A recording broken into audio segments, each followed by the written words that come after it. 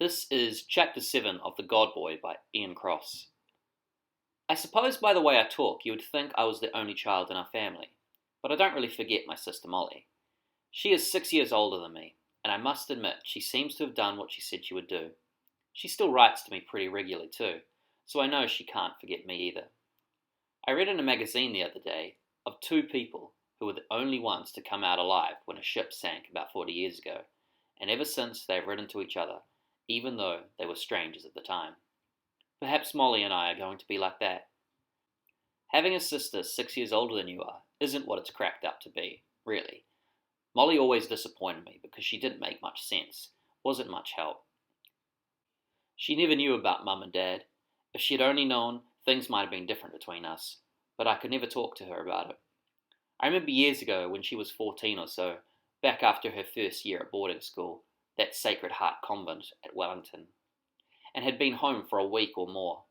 I knew that she was growing up because I had gone up to her room to wake her up in the morning, and she was sound asleep on her back, even snoring a little, and I jerked the blankets right back off her, and there she was with her nightdress up around her neck.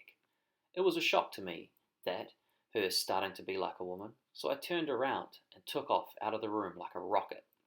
I don't know when she got to waking up. When she became cold, I suppose.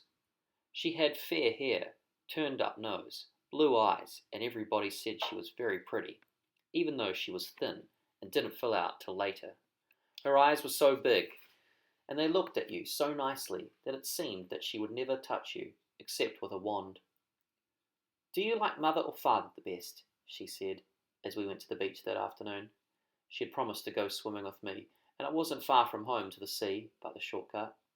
We were in our swimming togs, having changed before leaving. "What do you mean?" I asked. "Do you like mother and father?" I don't know what she had at the back of her mind, probably some stupid grievance, and I became afraid that she would find out what had been going on at home while she had been at school. She didn't know anything, Molly didn't, and I knew, and I wasn't supposed to either, and it was the last thing she would find out from me. "They're both all right," I said. "They're not, Jimmy, and you shouldn't say so. I hate them, and you should hate them." "All right," I said. "I hate them." "Why do you hate them?" she asked. "It's no use hating them if you don't know why. You have to know why. You can't just say it. It's better to know early so you can get used to the idea." It took me a while to get around that one. It was late afternoon, and the sun was still hot. There was nobody but us on the beach, and the sea was rolling up and swishing to within a few inches of our feet. It was a silly time to be talking the way she was. "I hate them because you've got new swimming togs and I haven't," I said. "Oh, you're a stupid little boy," she said, and smacked a bare foot into the sand. "I don't know why I waste my time on you." Her voice got very high, and she put a hand on top of my head and pushed it from side to side. She wasn't mad in her usual way either. She was plain silly. And then she began to cry. The tears rolled down her face, and she gulped as though she was about to choke. "I'm sorry," I said. "I don't mind you having new togs. After all, you did grow out of your last ones, and mine still fit me." She sat down and bent her face down and rubbed it hard with her hands. She rubbed her eyes with her fingers and then both her cheeks, as though she was scrubbing off dirt. She was so white and spidery looking sitting down there, all arms and legs. "Let's go for a swim," I said. "You'll feel a lot better in the water." I'm willing to admit now that I felt glad she was crying. Yet once I felt glad, I wanted her to stop. But at first, even though she looked like a white gollywog with half the stuffing taken out of it, flopped out on the sand and no sign of anybody to pick it up, I didn't mind. I walked around her, and when she was quiet, I took a handful of warm sand and poured it over her shoulders.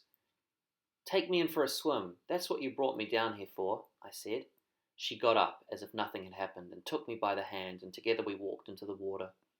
The water was really warm, yet it was cold when it first hit your skin, and I jumped up and down. Molly tightened her grip on my hand and kept on walking out as though she wasn't even feeling the water. In a matter of seconds, it was up to my waist, and I threw myself forward and went under, head and all. "You float, and I'll push you out past the breakers," said Molly, sliding into the water beside me. The sea was very calm, and the swells were hardly breaking, just frothing slightly as they curled. It was easy going, as I floated on my back, kicking my feet, and Molly pushed me along up and over the rollers till the water was up to her neck, and then swinging her up out of her depth. She was a good swimmer, and I wasn't frightened. Water never frightened me. I lay there, seeing the dark blue sky and feeling the sun like a ship at sea, a small ship at sea, and Molly was staring at me.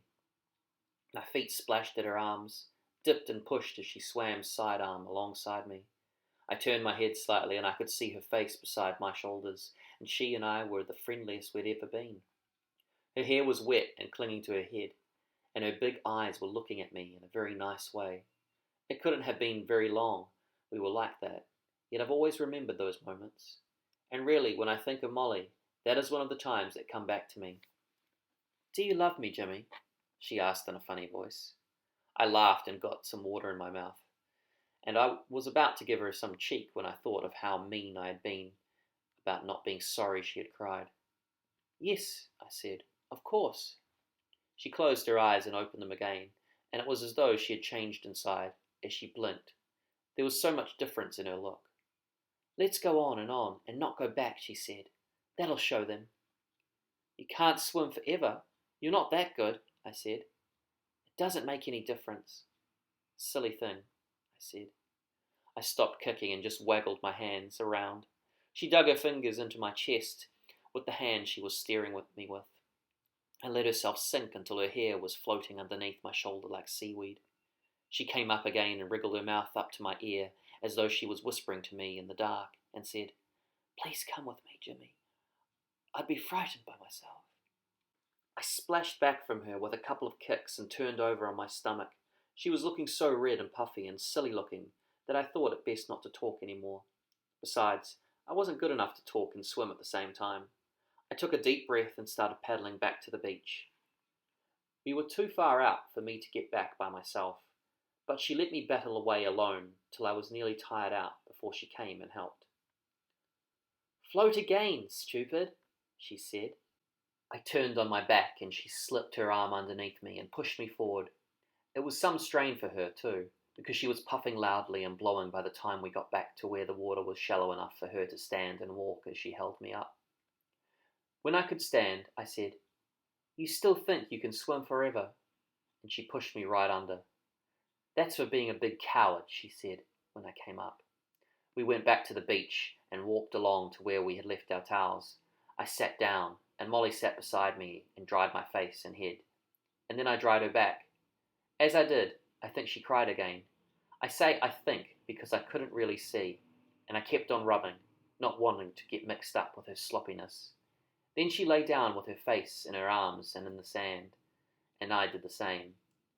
It doesn't seem much, that. Yet that was the time I was friendliest with Molly, even though she was so silly. She wasn't at home when the trouble was on, and she certainly wasn't there at the end, and I really don't think she cared, not knowing as much as I did. Her saying how she hated Mother and Father was silly, because they hadn't done anything to her. It was probably because she couldn't have a new dress or something just about as stupid. She was a little loopy and sloppy about herself like that. That bit about her wanting to swim on forever was just like her. She used to race me sometimes and give me a start and still beat me, and then say she could beat anyone. There was nothing she wouldn't say she could do. And she was always telling me how much I had to learn and how much she knew. Golly, once there she went to a fancy dress ball as a queen, and I had to be her page. Wouldn't that beat the band? Yet I liked her, that time on the beach. I suppose it was because she treated me as an equal, and it was great to float on your back in a calm sea and have somebody steer you.